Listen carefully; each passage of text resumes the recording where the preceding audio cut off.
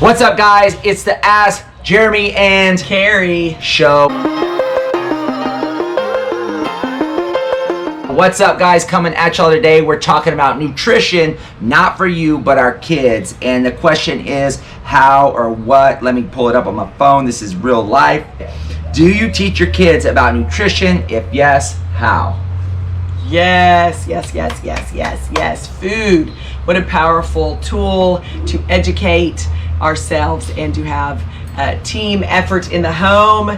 Eating good food, how easy, how difficult is it for our children? If you're just holding infant child, I think this is the best place to start. Because you have a clean slate, you can start off nice and fresh with those kids and not influence them with too many of those little fish called goldfish. Yes.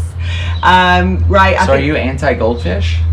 Let me tell you this, Jeremy. Let me tell you this. Here's the deal, guys. There's kid food. Y'all heard of it? Kid food. That's kid food. And you think your kids are supposed to eat it, but kid food has lots of sugar, high fructose corn syrup. It's typically processed. Why? Because it's convenient, easy. And if your kid gets a hold of it, it does what? Shuts them up. That's right. They have quiet time. Suckers. Who like suckers in the car on road trips? You probably do.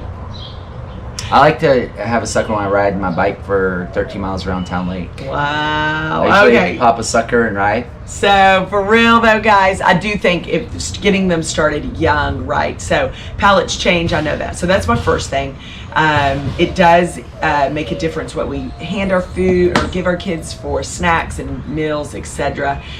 So I think starting off right super early is so ideal. And I'm going to toss it to Jeremy because Jeremy has actually Lily, who's 5. And then still a baby that's breastfeeding, I believe. So, but Jeremy, what does Lily do, and how did y'all get started? Well, I think trying to go into the forefront of it's all about catching versus being taught, right? Or it's like how do they catch on to what it is that you do? And so I think it's about modeling and how you model what you do and how you eat and your behaviors, because that's going to be caught by your children. And then I think that you just called some people out. I don't know if y'all caught that, but now you're like, whoa, what do I eat? So I just think that eating behaviors, snacking behaviors is a part of a process that we are mindful of. And also, I think recognizing our children's palates. And when I think about my son Jacob, he loves carbohydrates. He loves to eat that. He doesn't like vegetables. And my daughter and that's more like me. And my daughter is much like my wife. She likes to eat fish. She likes vegetables. She likes to follow, that's naturally how she likes to eat. And so we're always, but she tends to want to eat like her older brother, right? And so she's trying to follow what he's doing. We have to be mindful and intentional about how we set people up for success. But I think the big thing for us is the few things that are outside of nutrition is their desire to watch videos.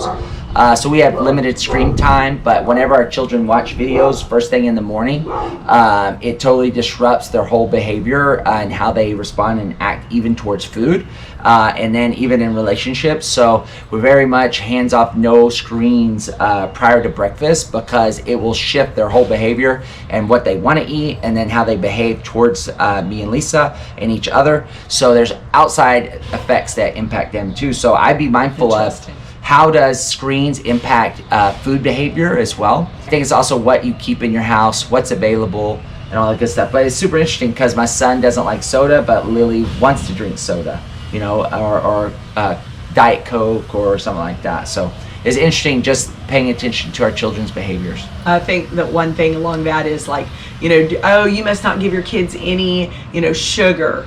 And that's not the case, right? If you hold something back or say they can't have that, that's super bad all the time, and you never get to have that. Well, that could also start to create some sort of complex, or they sneak it, or they go crazy when they do have it. So I definitely would say that that was not, we didn't eliminate all sugar, but I think it's interesting. I was taught, we were raised with dessert after dinner, which I just think is just fascinating. Like, oh, it's time for dessert. It's like, what?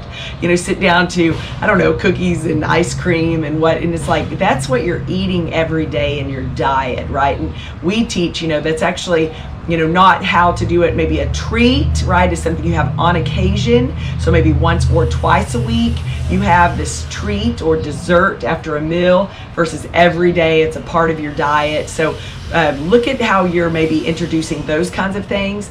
Maybe they're extra special. That's the other thing. I honestly, unless there's a birthday party around here or something, I've never bought a package of cookies and brought it home as one of my weekly grocery shopping trip items. Rather, it might be like we're having a barbecue this weekend, and so I get the cookies for the barbecue and there's a few left over.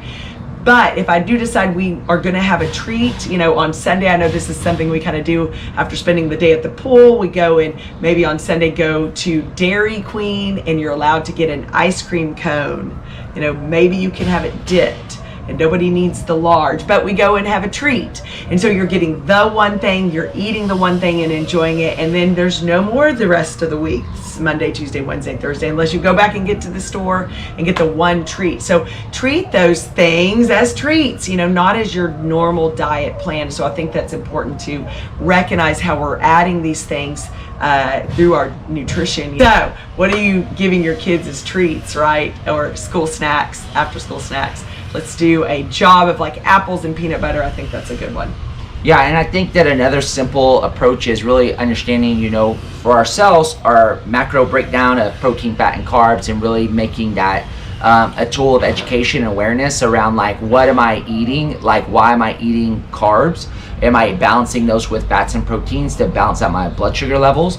And so something that we talk about from day one, my kids know their macronutrients, and if we ask them what is on your plate, they'll go, oh, we got carbs. Okay, they don't know, like, that's 10 grams of protein, Mom. Not yet, but they will. But they definitely know, like, hey, you got fruit, you need to get some protein or fat with that. And so they see the world through those lenses, and it's not a bad or good thing. It's just education, information of what the macronutrients are, and then that's going to adjust the way that you feel. So we always are talking about macronutrients just as an awareness, not as a diet thing. It's like, hey, this is basic food education, and we think that we put that on a high level of understanding, because you're going to get a response and a feeling post that, and we can always correlate it back to that.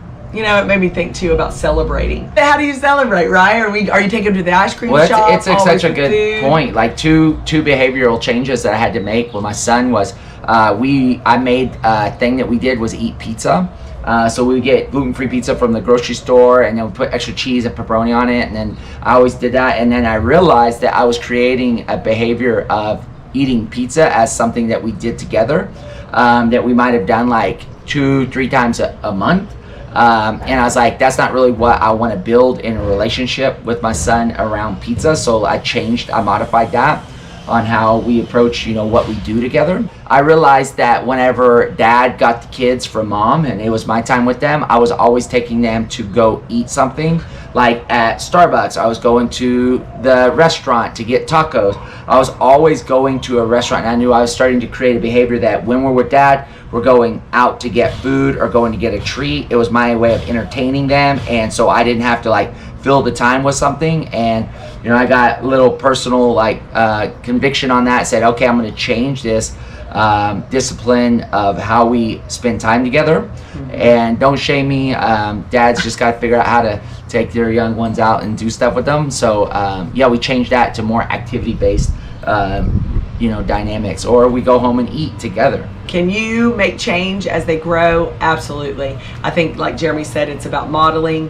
What are you doing, and how do you model that to your children? And yes, you can make some changes and adjustments, but always invitation to have the kids try something new and explore that through taste, and let them have their personal opinion about it, whether they want to eat it again or not. All of our taste buds change with diet change, so I'll always re-invite them to try it again, because maybe their taste buds have changed. For sure, guys, we don't think it's easy, track to figure out exactly how to, do it, but we definitely know that we encourage you to build strong nutrition and eating habits, and we know there's a trickle-down effect. So really get a self-inventory and then determine how you're communicating and working with your kids on it. So good luck. Thank you for having us. We will see you next week.